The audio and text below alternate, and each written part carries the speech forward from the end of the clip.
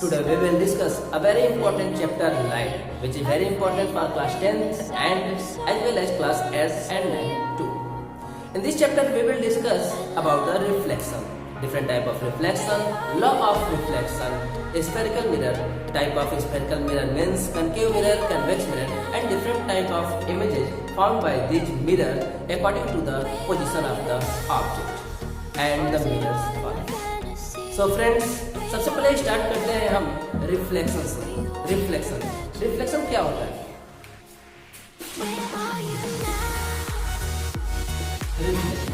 Reflection means ये एक ऐसा फिनोमेना होता है, मतलब ये एक ऐसी प्रॉपर्टी होती है जिसमें अगर एक मीडियम से आने वाला जो रेज ऑफ लाइट होता है, मतलब वो रेज लाइट का जो कि इंसिडेंट होता है, वो इससे बाउंसिंग बैक यानी कि टकराने के बाद वापस उसी मीडियम में एंट्री कर जाता है।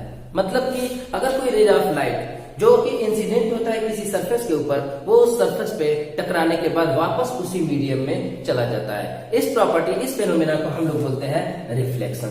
ठीक है दोस्तों, अब रिफ्लेक्शन की बात करते हैं तो रिफ्लेक्शन कितने टाइप के होते हैं। तो सबसे पहले हम बात करते हैं रिफ्लेक्शन के टाइप्स। रिफ्लेक्शन दो टाइप्स के होते हैं, एक होता है रेगुलर और दूसरा होता है इर्रेगुलर। तो फर्स्ट हम बात करते हैं रेगुलर रिफ्लेक्शन के बारे में। फर्स्ट आता है रेगुलर रिफ्लेक्शन एंड सेकंड आता है इर्रेगुलर रिफ्लेक्शन। रेगुलर रिफ्लेक्शन वो रिफ्लेक्शन होता है जिसमें कि सरफेसेस होते हैं वो काफी ज्यादा स्मूथ होते हैं और वेल पॉलिश्ड होते हैं। ठीक है दोस्तों, यानी कि इसमें जो सरफेस होता है जिससे कि वो रेज ऑफ लाइट को टकराना होता है, ये सरफेस बहुत ही ज्यादा स्मूथ और बहुत ही ज्यादा वेल पॉलिश्ड होता है, ताकि रेज ऑफ लाइट्स जो कि इंसिडेंट होती हैं, अगर वो पैरेलल इंसिडेंट होती हैं तो वो इससे टकराने के बाद वापस उसी मीडियम में पैरेलल रिफ्लेक्ट हो जाती हैं। ऐसे रिफ्लेक्शन को बोलते हैं रेगुलर रिफ्लेक्शन। ठीक है दोस्तों, इसके लिए कंडीशन ये होनी चाहिए कि जो सरफेस है, जो रिफ्लेक्टिंग सरफेस है, वो बिल्कुल स्मूथ और बिल्कुल वेल पॉलिश्ड होने चाहिए, जैसे कि मिरर। ठीक है फ्रेंड्स, और दूसरा हम बात करते हैं इर्रेगुलर रिफ्लेक्शन की हम बात करते हैं तो इसमें जो हमारा रिफ्लेक्टिंग सरफेस होता है वो काफी ज्यादा रफ होता है, उबड़ खाबड़, खुरदुरा। मतलब कि इससे जो अगर पैरेलल रेज ऑफ लाइट्स आती हैं तो टकराने के बाद ये सेम डायरेक्शन में ना जाके, पैरेलल ना जाके, ये बल्कि डिफरेंट डायरेक्शन में चली जाती हैं। ठीक है, इसे हम बोलते हैं इर्रेगुलर रिफ्लेक्शन। इसकी कंडीशन क्या है कि इसमें जो हमारा रिफ्लेक्टिंग सरफेस होता है वो काफी ज्यादा रफ होता है, वो स्मूथ नहीं होता बल्कि रफ होता है। ठीक है दोस्तों, तो इस तरह से हमने देखा रिफ्लेक्शन कितने टाइप के होते हैं। तो रिफ्लेक्शन को हमने देखा दो टाइप के होते हैं, रेगुलर और इर्रेगुलर। नेक्स्ट हम पढ़ेंगे लॉ ऑफ रिफ्लेक्शन। दो लॉज हैं जिनमें से सबसे फर्स्ट लॉ कहता है कि अगर किसी रिफ्लेक्टिंग सरफेस पे कोई रेज इंसिडेंट होता है, ये इंसिडेंट रेज, इसे बोलते हैं इंसिडेंट, और ये जो इस रिफ्लेक्टिंग सरफेस के नॉर्मल खींचते हैं परपेंडिकुलर, इसे बोलते हैं नॉर्मल रेज। नॉर्मल मतलब परपेंडिकुलर। ठीक है, और ये टकराने के बाद वापस उसी मीडियम में चली जाती है, इसे बोलते हैं रिफ्लेक्टेड रेज। ठीक है दोस्तों, तो पहला लॉ ये बोलता है कि इंसिडेंट, नॉर्मल एंड रिफ्लेक्टेड। ठीक है, ये तीनों रेज जो है वो lie on the same plane. इसका मतलब दोस्तों ये है कि अगर ये बोर्ड है, ये एक प्लेन है, ये एक सरफेस है, अगर इसमें जैसे ये देख सकते हो आप कि अगर इसमें एक कोई रेज जो आती है वो इस बोर्ड को पकड़ के बिल्कुल इससे सटा हुआ, यानी इसी के ऊपर अगर ये रेज आती है तो ऐसा नहीं है कि ये जो बाकी रिफ्लेक्टिंग सरफेस वो किसी तरफ जाएगी, वो भी तब इसी बोर्ड से टच होके इसी के कांटेक्ट में ही जाएगी। मतलब ये दोनों सेम प्लेन में होने चाहिए। अगर ये इस बोर्ड को टच होके है तो ये भी इस बोर्ड को टच होके जाएगा। इसका मतलब दोनों का प्लेन सेम होना चाहिए। और साथ ही साथ तीसरा क्या है, तीसरा है नॉर्मल, यानी ये तीनों हमेशा क्या होने चाहिए, ये तीनों जो रेज होंगे यानी इंसिडेंट, रिफ्लेक्टेड और नॉर्मल, ये तीनों हमेशा सेम प्लेन में यानी सेम सरफेस पे होने चाहिए। ये हमारा बोलता है कौन, पहला लॉ ऑफ रिफ्लेक्शन। ठीक है दोस्तों। सेकेंड हम बात करते हैं। सेकेंड बोलता है कि angle of incidence. Angle of incidence कैसे होता है, ये इंसिडेंट रेज है, ये इस नॉर्मल रेज से जो एंगल बनाता है इसे बोलते हैं एंगल ऑफ इंसिडेंस।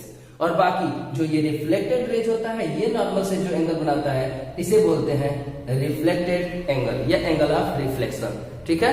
तो हम बात करते हैं सेकेंड लॉ ये बोलता है कि एंगल ऑफ इंसिडेंस आई जो ऑलवेज इक्वल होता है angle of reflected. Angle of incidence rays equal to angle of reflected rays, ये बोलता है सेकेंड लॉ।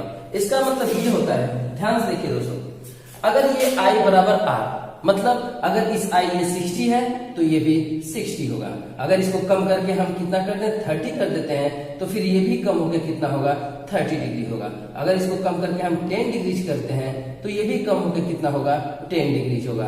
अगर हम इसको कम करके 2 डिग्री करते हैं तो ये भी कम होकर 2 डिग्री होगा। अगर हम इसे 0 करते हैं, ध्यान से देखिए दोस्तों, अगर ये रिफ्लेक्टिंग सरफेस है और अगर ये नॉर्मल है और अगर मेरा इंसिडेंट ऑफ रेज 0 का मतलब I इक्वल टू 0, ये कब होगा, ये तब होगा जब इस नॉर्मल को इसी के ऊपर अगर ये इंसिडेंट यानी इंसिडेंट रेज अगर इसी नॉर्मल को पकड़ के आती है यानी इस सरफेस के परपेंडिकुलर आती है, तो ऐसे सिचुएशन में I इक्वल टू 0 है तो इस रूल के अनुसार एंगल R इक्वल टू भी 0 होगा। मतलब ये टकराने के बाद वापस जाती तो है लेकिन वो भी 0 एंगल बनाते हुए, यानी कि ऐसे सिचुएशन में बिल्कुल जिस पाथ को पकड़ के वो आती है उसी पाथ को पकड़ के ये वापस चली जाती है। ठीक है दोस्तों, इस कंडीशन को ध्यान देना होगा। ठीक है, यानी angle I equal to angle R, जैसे जैसे I होगा वैसे वैसे R होगा। अगर ये I इक्वल टू 0 है यानी बिल्कुल इस नॉर्मल के अबाउट ही आती है तो उसी नॉर्मल के अबाउट ये वापस चली जाएगी। ठीक है, तो ये था हमारा लॉज ऑफ रिफ्लेक्शन। 2 तरह के लॉज ऑफ रिफ्लेक्शन के बारे में हमने पढ़ा। ठीक है, now we will discuss about the spherical.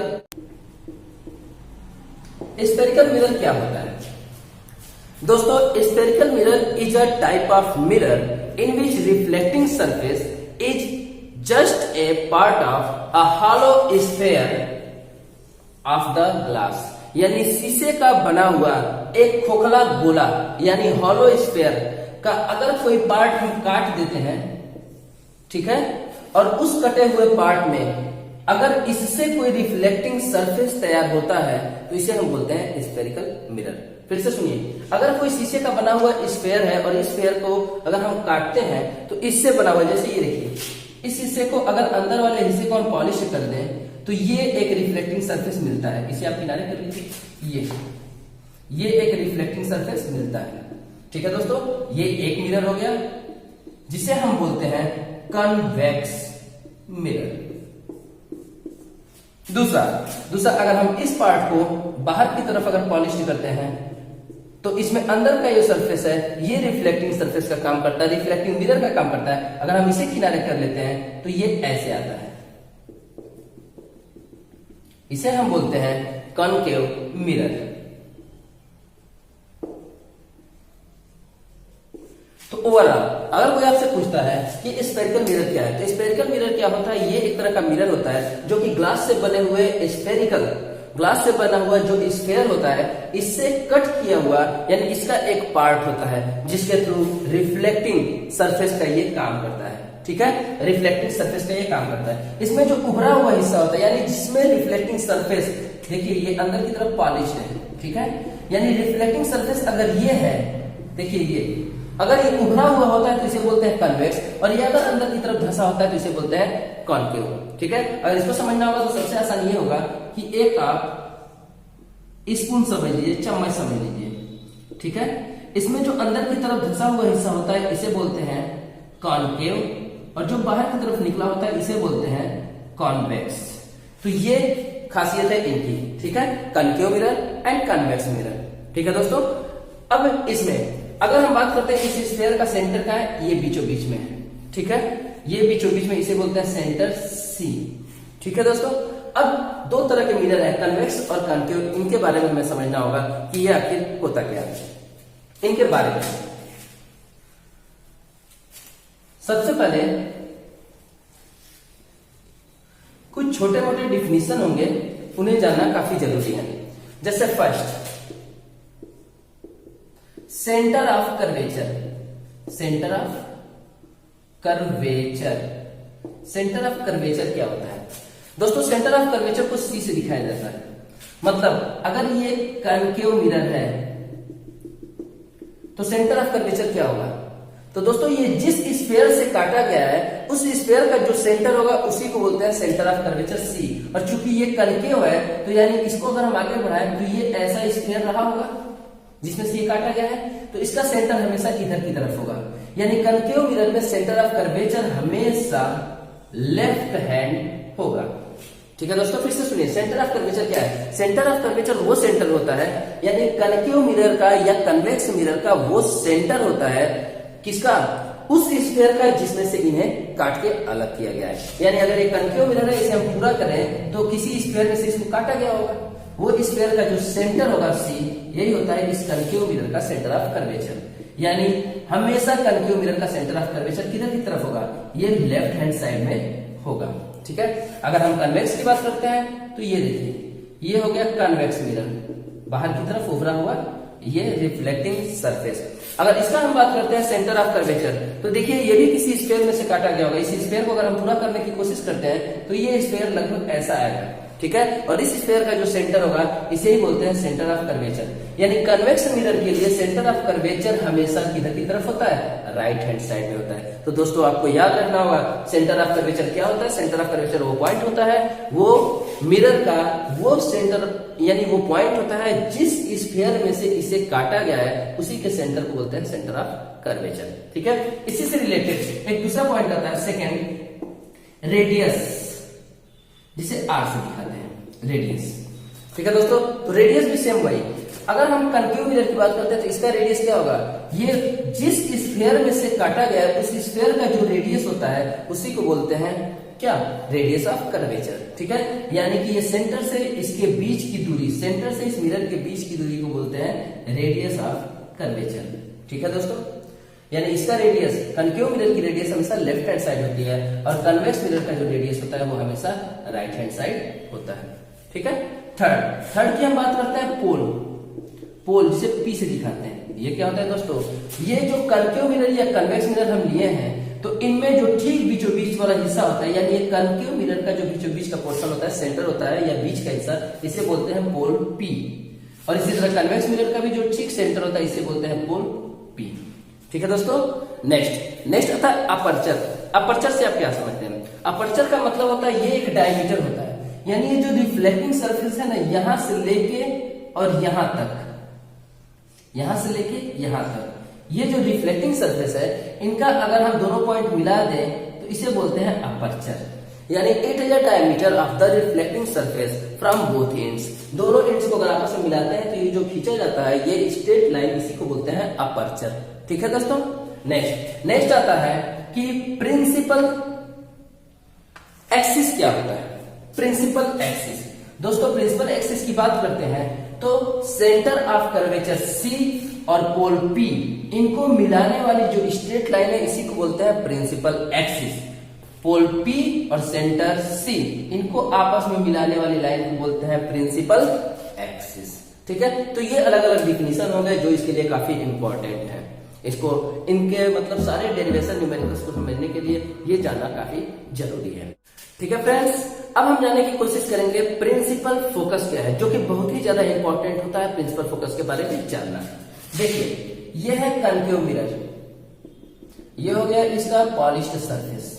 अगर हम प्रिंसिपल फोकस की बात करते हैं तो ये हो गया पी, पोल पी से और सेंटर ऑफ कर्वेचर सी को मिलाने वाली लाइन, जिसे हम बोलते हैं प्रिंसिपल एक्सिस। ठीक है दोस्तों, अगर इंसिडेंट रेज इस प्रिंसिपल एक्सिस के पैरेलल इस मिरर से टकराती है तो ये टकराने के बाद जिस पॉइंट पे मिलती है उसी पॉइंट को बोलते हैं प्रिंसिपल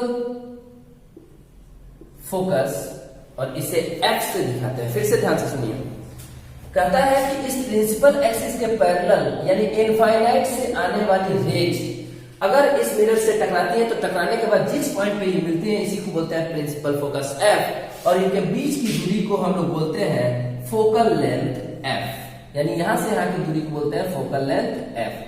और खास बात यह है कि ये फोकल लेंथ जो है इस पूरे रेडियस यानी यहां से यहां तक का ये जो रेडियस है इस रेडियस का हमेशा आधा होता है, यानी F इक्वल टू होता है R/2, इस रेडियस का आधा होता है। ठीक है दोस्तों। और दूसरा, अगर हम कन्वेक्स की बात करते हैं तो कन्वेक्स मिरर में जो कि रिफ्लेक्टिंग सरफेस बाहर की तरफ उभरा होता है। ठीक है दोस्तों। अब इसमें क्या होता है, बाहर की तरफ उभरा होता है। इसमें इधर की तरफ ये हो गया C और ये हो गया पोल P। P और C के बीच मिलाने वाली लाइन को बोलते हैं प्रिंसिपल एक्सिस। फिर से मैं बता देता हूं, कनकेव मिरर में जो C होगा सेंटर ऑफ कर्वेचर वो लेफ्ट होगा और कन्वेक्स मिरर में जो सेंटर ऑफ कर्वेचर होगा वो राइट होगा। ठीक है। अगर इसमें भी वही सेम होता है कि प्रिंसिपल एक्सिस के अगर पैरेलल रेज जो है वो आती है तो इससे टकराने के बाद यानी इनफाइनाइट से जो रेज आती है पैरेलल, तो ये इसे टकराने के बाद डाइवर्ज होती है। कहां होती है, बाहर की तरफ डाइवर्ज होती है। ठीक है दोस्तों, ये बाहर की तरफ डाइवर्ज होती हैं। ठीक है। लेकिन अगर हम इसको पीछे की तरफ आगे बढ़ाते हैं, इस डाइवर्जन को पीछे की तरफ बढ़ाते जाते हैं, तो ये जिस पॉइंट पे मिलती हुई प्रतीत होती हैं, मतलब it seems to meet at a point that is known as the principal focus F। बस दोनों में अंतर ये है, इसमें टकराने के बाद रियल में वास्तविक में ये कहीं टकराती हैं, मिलती हैं, इसे बोलते हैं प्रिंसिपल फोकस। और इसमें क्या होता है, चूंकि ये कन्वेक्स है, कन्वेक्स हमेशा अपने ऊपर पड़ने वाली लाइट को डाइवर्ज कर देती है, लेकिन डाइवर्ज होने के बाद भी अगर इनके पाथ को हम पीछे की तरफ ड्रॉ करते हैं तो ये जिस पॉइंट पे मिलती हुई प्रतीत होती हैं, यानी ऐसा हमें लगता है कि हाँ ये इस पॉइंट पे मिल रही हैं, तो इसी को हम लोग बोलते हैं प्रिंसिपल फोकस। और इस बीच की दूरी को हम लोग बोलते हैं फोकल लेंथ F। और आपको पता ही है फोकल लेंथ जो होता है वो हमेशा इस रेडियस का क्या होता है, आधा होता है, हाफ होता है। अब न्यूमेरिकल के लिए सबसे इंपॉर्टेंट पॉइंट ये है दोस्तों, ये जानना कि कनकेव मिरर में और ये कन्वेक्स मिरर में, कनकेव मिरर में जो प्रिंसिपल फोकस होता है वो हमेशा लेफ्ट साइड होता है, लेफ्ट होता है, और कन्वेक्स मिरर में जो प्रिंसिपल फोकस होता है वो हमेशा राइट साइड, यानी फोकल लेंथ हमेशा इसमें राइट साइड होता है और इसमें फोकल लेंथ हमेशा लेफ्ट होता है। इसमें प्रिंसिपल फोकस हमेशा लेफ्ट होता है और इसमें प्रिंसिपल फोकस हमेशा राइट होता है। ठीक है। जैसा कि मैं पहले बता चुका हूं कि ये जिस स्फीयर का टुकड़ा है, पार्ट है, उसी स्फीयर के सेंटर को हम लोग बोलते हैं सेंटर ऑफ कर्वेचर। ठीक है फ्रेंड्स, अब आगे बढ़ते हैं। अब आगे है रूल्स। ठीक है, कि किस रूल्स के अनुसार इसमें मतलब ये रिफ्लेक्शन को किस तरह से अपना इमेज फॉर्मेशन होता है, उस रूल्स को सबसे पहले हम जानेंगे।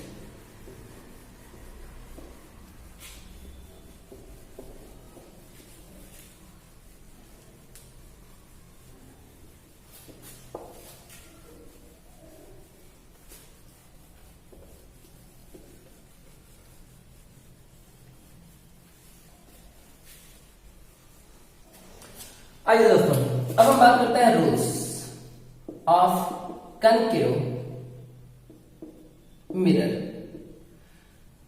दोस्तों इसमें 4 बेसिक रूल्स हैं, फर्स्ट, सेकेंड, थर्ड, फोर्थ। और अगर आपको ये रूल पता है तो फिर आपको मिरर का फॉर्मेशन में किसी तरह का, मतलब ये मिरर जो भी इमेज बनाता है इसका फॉर्मेशन में आपको किसी तरह की कोई दिक्कत नहीं होगी। सबसे पहले ये कहता है, पहले हम 4 कनकेव मिरर बना लेते हैं। ये सिर्फ कनकेव के लिए मैं बता रहा हूं।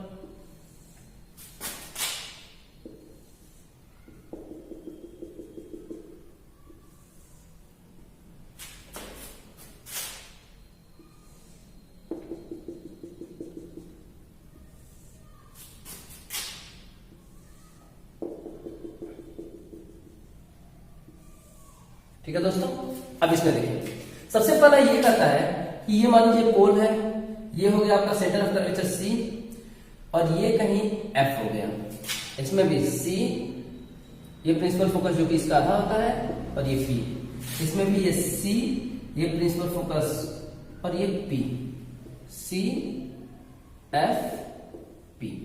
पहला रूल ये कहता है कि अगर कभी रेज जो है वो पैरेलल आती है, मतलब इनफाइनाइट से आती है, मतलब प्रिंसिपल एक्सिस के पैरेलल आती है, तो वो टकराने के बाद हमेशा प्रिंसिपल फोकस F से होके गुजरती है। रूल ठीक है दोस्तों, कहता है कि जब भी प्रिंसिपल एक्सिस के पैरेलल इनफाइनाइट जब भी पैरेलल आती है मतलब इनफाइनाइट से जब भी रह जाती है तो टकराने के बाद प्रिंसिपल फोकस F से होके ही गुजरेंगी। दूसरा ठीक इसका उल्टा, दूसरा क्या कहता है कि अगर रेज जो है वो प्रिंसिपल फोकस से होके आती है, तो देखिए पैरेलल आती थी तो प्रिंसिपल फोकस से जाती थी, और अगर प्रिंसिपल फोकस से होके जाएंगी तो ये टकराने के बाद बिल्कुल पैरेलल निकल जाएंगे। ये दो, अगर ये चारों आपके दिमाग में है तो फिर इमेज फॉर्मेशन बिल्कुल ही आसान होगा। थर्ड कहता है कि अगर कभी भी रेज जो है वो सेंटर ऑफ कर्वेचर से C से होके आती है, तो दोस्तों जब भी ये C से होके आएंगे तो ये टकराने के बाद वापस C यानी उसी पाथ से गुजर जाएंगे। ठीक है, और लास्ट कहता है कि अगर कभी इंसिडेंट रेज जो है वो एंगल I बनाते हुए आती हैं, तो वो टकराने के बाद फिर एंगल R बनाते हुए निकलेंगी, जहां पे I = R होगा। ठीक है दोस्तों, अगर ये 4-5 चैप्टर आपका क्लियर है तो फिर आगे इमेज फॉर्मेशन में बिल्कुल भी दिक्कत नहीं होने वाली है। पहला क्या कहता है कि अगर कभी भी ये रेज पैरेलल आती है मतलब इनफाइनाइट से आती है तो ये हमेशा प्रिंसिपल फोकस F से होके जाएगी। दूसरा कहता है कि अगर कभी ये F से होके जाती है तो ये हमेशा पैरेलल से होके जाएगी। थर्ड कहता है कि अगर कभी ये C से होके जाती है यानी सेंटर ऑफ कर्वेचर से होके जाती है तो ये टकराने के बाद सेंटर ऑफ कर्वेचर से ही वापस जाएगी। और फोर्थ कहता है कि अगर ये एंगल I बनाते हुए आती है तो एंगल R बनाते हुए जाएगी, जहां पे I = एंगल R। ठीक है, now we will discuss about the different type of image formation according to the position of the objects। मतलब ऑब्जेक्ट का पोजीशन हम चेंज करते जाएंगे और इमेज फॉर्मेशन को हम चेक करते जाएंगे। आइए देखते हैं।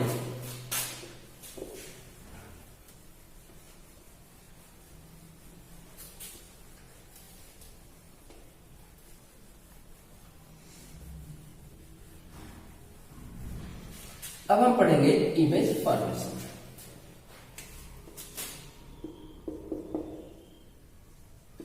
इमेज फॉर्मेशन फर्स्ट पॉइंट है दोस्तों, when object is eight infinite, जब ऑब्जेक्ट कहां हो इनफाइनाइट में हो तो ऐसे सिचुएशन में इमेज फॉर्मेशन कैसे होगा। आइए देखते हैं। ये आपका हो गया कनकेव मिरर, ये है P that is the centre of curvature C, principal focus F। ठीक है, और बोल रहा है कि जब ऑब्जेक्ट का हो इनफाइनाइट पे हो, मतलब कि ये रेज जो होगा वो कैसा आएगा, पैरेलल आएगा। मैं पहले बता चुका हूं कि जब भी इनफाइनाइट पे होगा तो हमेशा जो आने वाला रेज है वो कहां से होगा, वो पैरेलल होके आएगा। ये देख सकते हैं इनफाइनाइट से। ठीक है, और आपको रूल नंबर फर्स्ट क्या बताया था, रूल नंबर फर्स्ट है कि जब भी ये पैरेलल होके आएगी तो ये हमेशा प्रिंसिपल फोकस F से ही होके गुजरेगी। यानी अगर कोई ऑब्जेक्ट यहाँ पे ए बी था जो कि बहुत बड़ा था तो उसका इमेज फॉर्मेशन एक पॉइंट पे होता है, इतना छोटा होता है, बिल्कुल सच है द पॉइंट, यानी ये हो गया A डैश B डैश। तो इसका मतलब इसमें हम लिखेंगे पहला इमेज कहां बनता है, तो इमेज बन रहा है at principal focus. Second point इसमें लिखना होता है, पहला होता है किस जगह पे बन रहा है, सेकेंड पॉइंट होता है कि रियल है कि इमेजिनरी है। तो सेकेंड चूंकि डायरेक्ट मिल रहा है, कहीं पे ऐसा नहीं है कि हम उसको जबरदस्ती आगे की तरफ बढ़ा रहे हैं, यानी रियल यहाँ पे आपस में मीट कर रहा है, टकरा रहा है, तो इसे हम बोलते हैं रियल एंड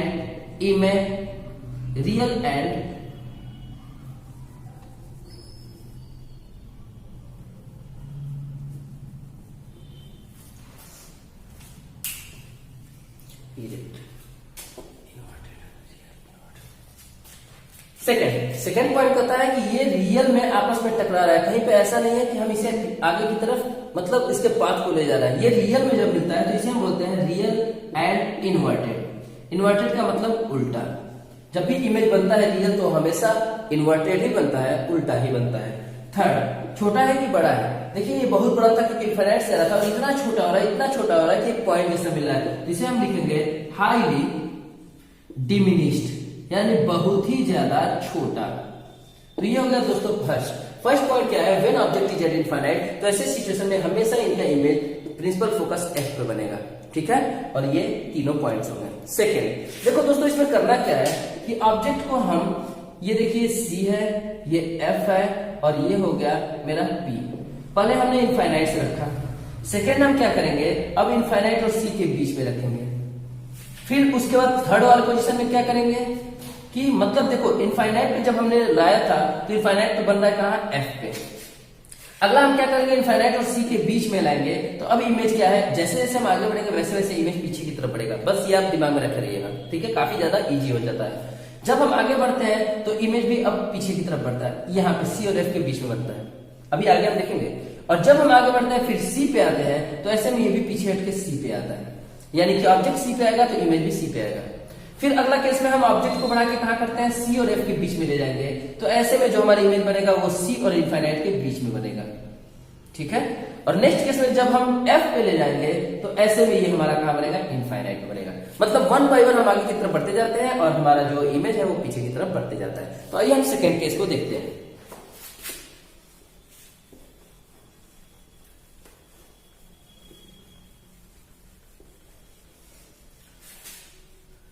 सेकेंड केस है व्हेन ऑब्जेक्ट इज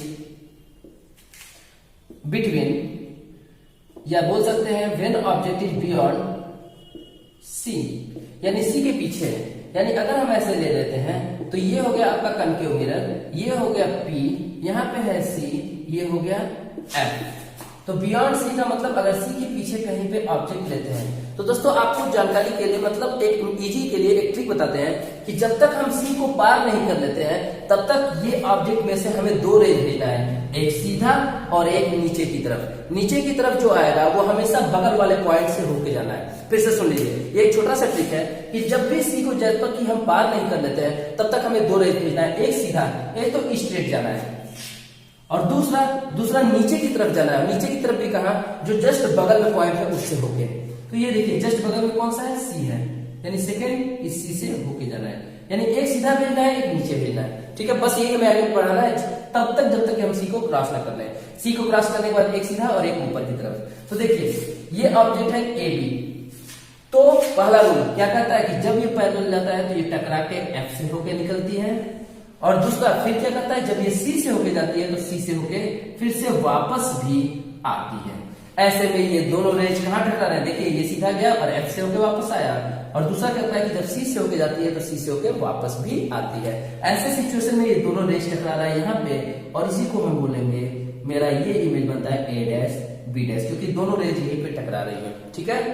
अब इस केस में हम देखते हैं फर्स्ट कहां बनता है, तो between C and F. Second कैसा है, तो देखिए रियल में टकरा रहा है और उल्टा है, इमेज सीधा है और ये मतलब ऑब्जेक्ट सीधा है और इमेज उल्टा है, तो इसे बोलेंगे रियल एंड इनवर्टेड। थर्ड है साइज कैसा है, छोटा है कि बड़ा है, तो ये बड़ा है और इसका इमेज जो है काफी छोटा है, तो थर्ड बोलते हैं कि स्मॉल इन साइज, ठीक है दोस्तों। ये सेकेंड हुआ।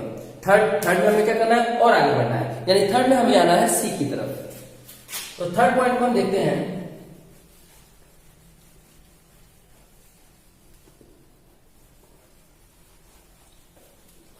थर्ड बोलता है कि व्हेन ऑब्जेक्ट इज एट सी, यानी अब हम आगे बढ़ गए सी पे आ गए। ये हो गया आपका मिरर, ये है सी, ये है F and that is the P. अब की बार हमारा जो ऑब्जेक्ट है वो सी पे लाते हैं। फिर से वही कहा, मैंने बोला जब तक सी को क्रॉस न कर ले तब तक एक सीधा और एक नीचे। नीचे कहा जस्ट बगल वाला, इसके बगल में कौन है, एफ है, तो एफ से बगल वाला नीचे की तरफ चले जाए। जो सीधा जाता है वो हमेशा पैरेलल किससे होकर गुजरती है, पैरेलल हमेशा एफ से होकर गुजरती है।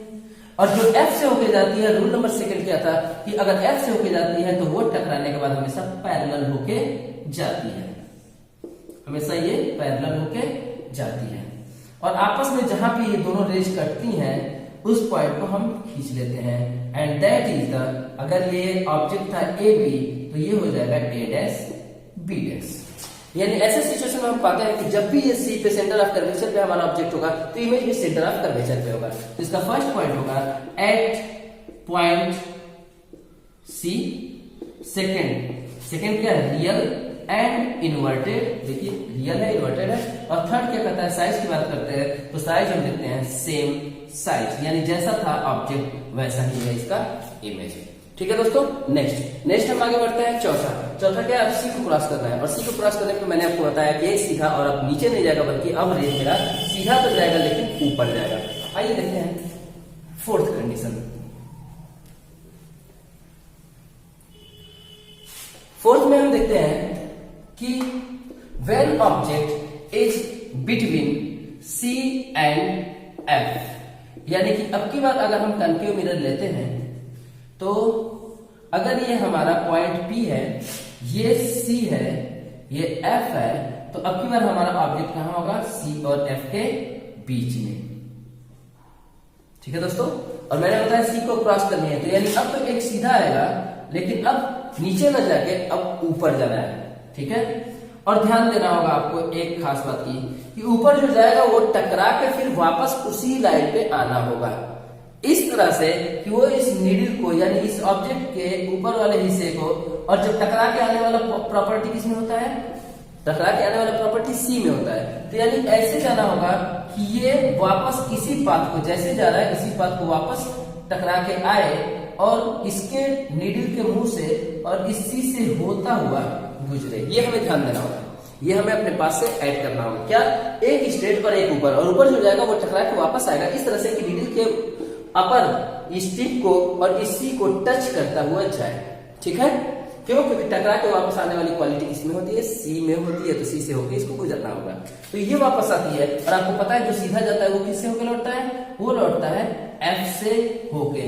तो ये आपस में कहीं पे टकराएंगे, और ये कहाँ टकराते हैं, ये टकराते हैं बियॉन्ड द सी। देख सकते हैं आप, ए डैश बी डैश, ये ए और ये बी। तो फर्स्ट पॉइंट है कहां पे मिलता है, बियॉन्ड सी। सेकेंड पॉइंट है कैसा है, तो रियल एंड इन्वर्टेड है। एंड थर्ड पॉइंट है इसकी साइज क्या है, तो इसकी साइज जो है बहुत ही बड़ी है, यानी हम कह सकते हैं कि large in size, large in size. तो इस तरह से हम पाते हैं दोस्त कि ये चौथा, मतलब ये जो फोर्थ वाला होता है, तो ये फोर्थ वाला अब क्या होता है कि ये ऊपर की तरफ जाता है, नीचे की तरफ अब नहीं जाती है, क्योंकि ये सी को क्रॉस कर चुकी है। नेक्स्ट हम आते हैं फिफ्थ पॉइंट पे। फिफ्थ में हम डिस्कस करते हैं कि अब हमारा जो ऑब्जेक्ट होगा वो कहां पे आएगी, वो प्रिंसिपल फोकस एफ पे इसको ले आना होगा। मीन्स अगर हम बात करते हैं फिफ्थ में, तो when object is at principal focus F, यानी कि अगर हम इसको खींच लेते हैं मिरर को, और मिरर का ये हो गया पॉइंट P, ये हो गया C, और ये है F, तो अब की बार हमारा जो ऑब्जेक्ट होगा वो इस F पे होगा।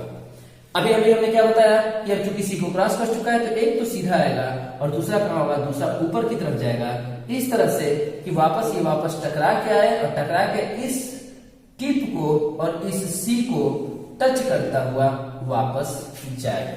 ठीक है दोस्तों, क्योंकि टकरा के वापस आने वाला प्रॉपर्टी सी में ही होता है, और ऐसे में सी सेंटर ऑफ कर्वेचर। ठीक है, तो इससे होके जाता है, और जो सीधा जाता है वो हमेशा टकरा के किससे आता है दोस्तों, ये टकरा के हमेशा एफ से ही गुजरता है।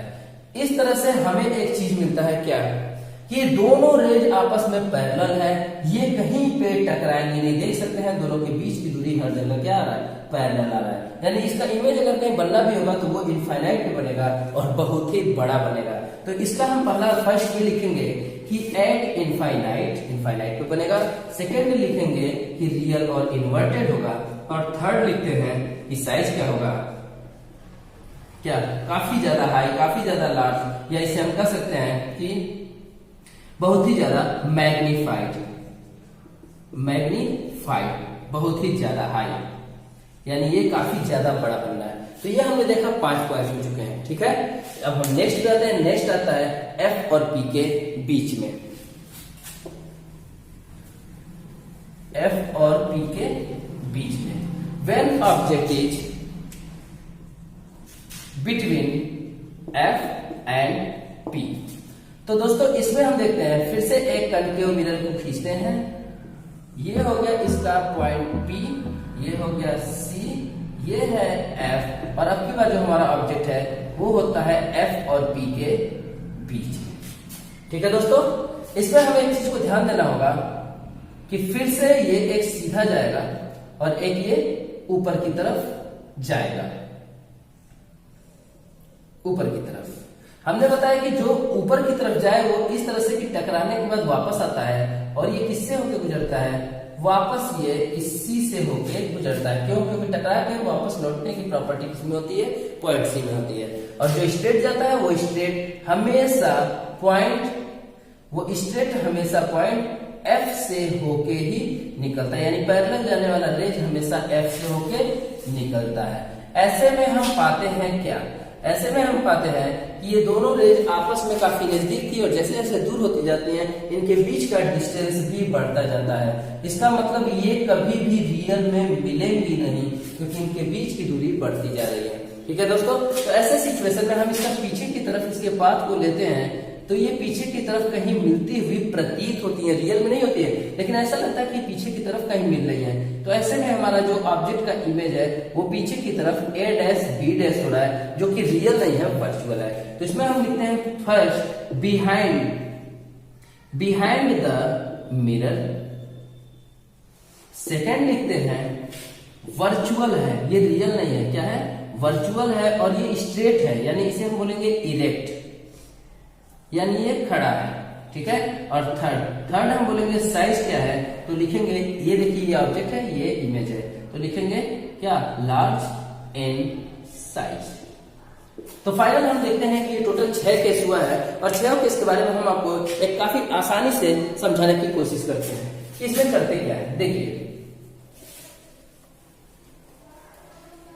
फाइनली इनका कंक्लूजन क्या है, कंक्लूजन मैं देता हूं। कंक्लूजन ये है कि अगर ये मिरर है तो सबसे पहले CFP, सबसे पहले हमारा था इनफाइनाइट पे ऑब्जेक्ट, तो इमेज बना था F पे। ध्यान दीजिएगा, ये देखिए 2 है, ये ऑब्जेक्ट इनफाइनाइट पे था तो इमेज बना था F पे, बहुत ही छोटा। जब ये हट के जाता है C और इनफाइनाइट के बीच में, तो ये जो है ये भी पीछे की तरफ खिसक के C और F के बीच में आता है। जब ये आगे बढ़ता है C पे आता है तो ये भी खिसक के C पे आता है, यानी ऑब्जेक्ट और इमेज दोनों यहीं पे है। जब ये ऑब्जेक्ट जाता है C और F के बीच में, तो ये मेरा इमेज आता है C और इनफाइनाइट के बीच में। जब ये आता है F पे, तो आपको पता है प्रिंसिपल फोकस पे बनने वाला इमेज हमेशा कहां होता है, इनफाइनाइट पे होता है, तो ये जाता है इनफाइनाइट पे। सिचुएशन में क्या होता है कि जब ये F और P के बीच में आता है तो ऐसे सिचुएशन में इमेज बनता ही नहीं है, तो हम इसका पीछे की तरफ अगर पाथ को लेते हैं तो ये वर्चुअल रूप से इसके पीछे हमें मिलता है। ठीक है दोस्तों, तो ये था हमारा क्या, कनकेव मिरर के बारे में पूरा इमेज फॉर्मेशन। अब हम बात करते हैं कन्वेक्स का। कन्वेक्स की बात करते हैं तो कन्वेक्स के इमेज फॉर्मेशन में हमें सिर्फ 2 तरह का ऐसा है, एक होता है कि जब इनफाइनाइट पे ऑब्जेक्ट है, और दूसरा है कि जब फाइनाइट लेंथ पे ऑब्जेक्ट है। आइए दोस्तों देखते हैं। सबसे पहले हम बात करते हैं, यह है कन्वेक्स, इसका C पीछे की तरफ, F पीछे की तरफ, और ये हो गया P। इसमें फर्स्ट पॉइंट ये है कि ऑब्जेक्ट जब कहा हो, इनफाइनाइट में हो। फर्स्ट, जब ऑब्जेक्ट एट इनफाइनाइट, तो दोस्तों जब इनफाइनाइट में होता है तो ये रेज हमेशा इसके पैरेलल आती है, ये मैं पहले भी डिस्कस कर चुका हूं। और जब पैरेलल आती है तो ये हमेशा डाइवर्ज करने की क्वालिटी प्रॉपर्टी रखती है, तो ये डाइवर्ज करता है। लेकिन इसके बारे में जब लॉस की बात कर रहे थे, तो जब ये पीछे की तरफ जा रहा है तो ये रियल में तो चला गया, लेकिन अगर इसको पीछे की तरफ हम बढ़ाते हैं तो ऐसा लगता है कि जैसे ये पॉइंट F पे मिल रहा है। ठीक है, तो जब भी ये इनफाइनाइट से ऑब्जेक्ट इनफाइनाइट पे हो तो इससे आने वाला जो रेज है वो टकराने के बाद तो डाइवर्ज होता है, लेकिन इसके लोकस को अगर हम आगे बढ़ाते हैं तो ये जिस पॉइंट पे मिलता है उसे बोलते हैं प्रिंसिपल फोकस F। यानी फर्स्ट पॉइंट हम लिखेंगे कि जब ये इनफाइनाइट पे होता है तो इमेज कहां बनता है, एट प्रिंसिपल फोकस। सेकेंड ये कैसा होता है, तो ये रियल नहीं है, देखिए ये वापस में तो चला गया, लेकिन हम इसका पॉइंट को आगे बढ़ाएं, यानी इसे हम बोलेंगे वर्चुअल। और आपको पता है जब भी वर्चुअल होता है तो ये हमेशा इरेक्ट होता है, यानी खड़ा रहता है। और थर्ड की बात करते हैं तो ये बड़ा बन रहा है कि छोटा बन रहा है, तो इनफाइनाइट का हमेशा बड़ा साइज होता है, और ये यहाँ पे एक पॉइंट जैसा बनता है। हम इसे बोलते हैं क्या, कि वेरी या हाईली डिमिनिश्ड यानी बहुत ही ज्यादा छोटा। ठीक है दोस्तों, तो ये था फर्स्ट पॉइंट। किसके लिए बात करते हैं? कन्वेक्स मिरर के लिए। कन्वेक्स मिरर में बस दो केस है, एक होता है जब इनफाइनाइट पे हो और सेकेंड होता है फाइनाइट पे। तो हम सेकेंड केस की बात करते हैं। पहला था ये इनफाइनाइट पे है और सेकेंड